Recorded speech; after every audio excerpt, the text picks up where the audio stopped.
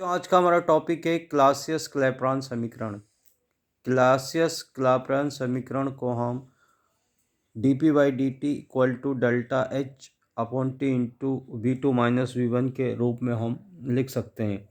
यहाँ एक निश्चित ताप पर किसी पदार्थ का एक निश्चित द्रव्यमान जिसका आयतन वी वन से वी टू में परिवर्तित हो रहा है, और डेल्टा एच जो है वो संक्रमण ऊष्मा हीट ऑफ ट्रांजिशन है। ठीक है, तो इस समीकरण को यानी क्लैपेरॉन क्लासियस समीकरण में यदि हम वी वन जो है वाष्प के आयतन को वी टू की अपेक्षा नगण्य अगर हम मान लें, तो हम इस समीकरण का सरलतम रूप इस तरीके से लिख सकते हैं। D P by D T is equal to delta H upon T into V two. यहाँ पर हमने ये मान लिया कि जो वी टू है वो वी वन की तुलना में बहुत ज़्यादा है ना। तो हमने वी वन की उपेक्षा करके वी टू के रूप में हमने लिख लिया, और इस V2 का मान हम आदर गैस समीकरण से अगर ज्ञात करना चाहें तो V2 को हम लिख सकते हैं R T upon V two is equal to R T upon P, ये मानते हुए कि ये जो वाष्प है वो आदर्श गैसों की भांति व्यवहार कर रही है। तो अगर हम यहाँ पर V2 की वैल्यू हम पुट करें, इसको हम समीकरण 1 मान लें और इसको हम समीकरण 2 मान लेते हैं, तो हम यहाँ पर अगर वैल्यू पुट करें V2 की तो हम लिख सकते हैं D P by D T equal to यहाँ पर D P by D T equal to R delta H upon T into V two की value R T upon P put कर दें, तो यहाँ पर ये ऊपर चल जाएगा बच्चों, और सॉल्व होकर हमारे पास में आएगा delta H into P, delta H into, इसको हम ऐसे लिख सकते हैं delta H into P upon R T square. और यदि हम इसको अरेंज करें, इस समीकरण को यदि हम अरेंज करें तो अरेंज करके हम इसको लिख सकते हैं one upon P D P by D T equal to delta H upon R T square. ठीक है, या फिर हम इसको इस तरीके से भी लिख सकते हैं one upon P into D P equal to into D P equal to delta H upon R into D T upon T square. ये हमारे पास एक समीकरण आ गई है। इस समीकरण को यदि हम आगे हल करें तो हम जो है इसको इस तरीके से भी लिख सकते हैं कि D L N P equal to delta H upon R समाकलन one upon T square into D T. इसको हम इस तरीके से भी लिख सकते हैं। यहाँ पर हमने क्या करा कि जो है इसको जो है पहले हमने इसको ऐसे लिख दिया, अब बाद में हम इसको समाकलन के रूप में भी हम लिख सकते हैं, दोनों ओर का समाकलन हम ले लें। तो जो ये वाली समीकरण D L N P delta H upon R one upon T square into D T, ये क्लासियस क्लैपेरॉन समीकरण का एक रूप है। और यहाँ यदि हम डेल्टा एच को कांस्टेंट माने तो हम समीकरण का समाकलन करके कुछ इस प्रकार से लिख सकते हैं। यहाँ समीकरण इसका समाकलन करके हम लिख सकते हैं समाकलन D L N P is equal to delta H upon R समाकलन one upon T square into D T. अब यदि हम यहाँ समाकलन करें इसका तो डी एल एन पी का समाकलन L N P is equal to delta H upon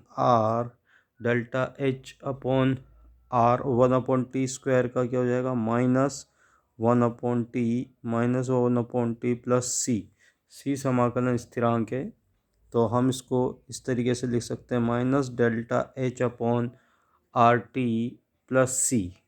ठीक है, सी को हम समाकलन स्थिरांक कहते हैं। यदि ताप T1 पर वाष्प दाब P1 तथा T2 पर वाष्प दाब P2 हो तो हम यहाँ पर इस समीकरण को कुछ इस तरीके से लिख सकते हैं। यहाँ पर कुछ इस तरीके से लिख सकते हैं हम यहाँ कि लॉग, अगर इसको हम लॉग में चेंज करके लिखें तो log P1 equal to delta delta H upon 2.303 RT1 plus C। ये तो हमने log P1 के लिए लिख दी। इसी तरीके से log P2 के लिए हम लिख सकते हैं log P2 is equal to minus delta H upon 2.303 RT2 plus समाकलन स्थिरांक C। तो ये हमारे पास समीकरण आ गई। समीकरण हम इसको जो है मान सकते हैं 3 समीकरण, और इसको हम मान सकते हैं समीकरण नंबर 4। ठीक है, अगर हम समीकरण 4 में से 3 घटा दें तो फिर हम लिख सकते हैं log P2, इसको कुछ इस तरीके से लिख सकते हैं log P2 minus log P1 equal to log P2 minus log P1 equal to delta H upon 2.303 R 1 अपॉन T1 माइनस 1 अपॉन T2 माइनस 1 अपॉन T1 माइनस 1 अपॉन T2। अब इसको हम थोड़ा सा अरेंज करके इसको इस तरीके से लिख सकते हैं कि log P2 by P1 log P2 by P1 log P2 by P1 equal to delta H upon 2.303 R, और एलसीएम ले लिया हमने यहाँ पर T1 T2 एलसीएम ले लिया तो अंदर क्या बचा T2 माइनस T1। तो इस तरीके से यहाँ पर हम किसी द्रव का क्वथनांक यदि दाब P1 पर ज्ञात हो तो उसका क्वथनांक दाब P2 पर ज्ञात किया जा सकता है। तो ये जो क्लैपेरॉन क्लासेस समीकरण है, इस क्लैपेरॉन क्लासेस समीकरण की सहायता से हम न्यूमेरिकल भी हम जो है सॉल्व कर सकते हैं। जैसे कि अगर हम इसकी एप्लीकेशन देखें क्लैपेरॉन क्लासेस समीकरण की, यदि हम उपयोग देखें तो इसकी सहायता से हम वाष्पन की गुप्त ऊष्मा की गणना कर सकते हैं, है ना। क्वथनांक अथवा गलनांक की हम गणना कर सकते हैं। ठीक है कि और इसके अतिरिक्त हम अन्य ताप पर वाष्प दाब की गणना कर सकते हैं, और मोलल उन्नयन स्थिरांक और मोलल अवनमन स्थिरांक की हम गणना कर सकते हैं। तो इस समीकरण का यदि हम इसका उपयोग देखें तो इस कई प्रकार से हम उपयोग कर सकते हैं। जैसे कि हमें वाष्पन की गुप्त ऊष्मा यदि हमें ज्ञात करनी है तो उसके लिए एक एग्जांपल, जैसे 93 डिग्री सेंटीग्रेड तथा 100 डिग्री सेंटीग्रेड ताप पर जल के वाष्प दाब हमें दिए हुए 580 तथा 760 तो जल की वाष्पन की प्रति ग्राम गुप्त ऊष्मा की गणना कीजिए। तो इसके लिए अगर यह जो हमें डेटा दे रखे हैं, इस डेटा के आधार पर यदि हम जो है वाष्पन की गुप्त ऊष्मा ज्ञात करें तो हम वही सूत्र log P1 by P2 by P1 में हम जो है वैल्यू रख देते हैं वाष्प दाब के, और इस तरीके से हम लिख सकते हैं log यहाँ पर P2 की वैल्यू हमको दे रखी है 760 mm, और P1 की वैल्यू दे रखी है हमको 580 mm दे रखी है ना।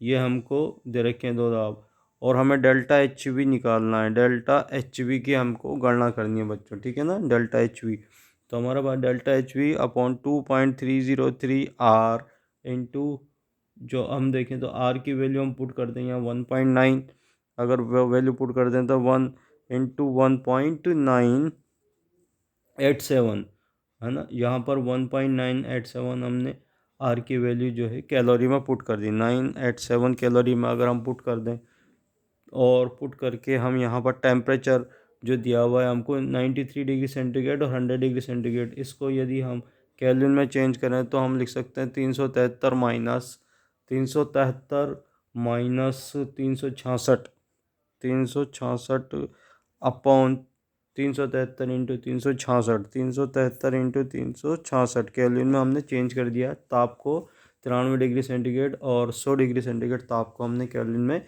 चेंज कर दिया। और इस आधार पर हम डेल्टा एच वी की अगर वैल्यू निकालें, इसको गणना करें, इसको पूरे को हम गणना करके यदि डेल्टा एच वी की वैल्यू निकालें तो हम जो है डेल्टा एच वी की वैल्यू को हम जो है कैलोरी में ज्ञात कर सकते हैं। और इसको गणना करने पर जो डेल्टा एच वी का जो मान आता है लगभग 581.82 कैलोरी प्रति ग्राम आंसर हमारा आता है, प्रति ग्राम। ठीक है, तो इस तरीके से हम क्लेपेरॉन-क्लासियस समीकरण का उपयोग करते हुए हम जो है वाष्पन की गुप्त ऊष्मा का मान ज्ञात कर सकते हैं। इसी प्रकार से हम क्वथनांक अथवा गलनांक की भी गणना कर सकते हैं। आई होप ये आपके समझ में आया होगा और इसके अनुप्रयोग भी आपके समझ में आए होंगे। धन्यवाद।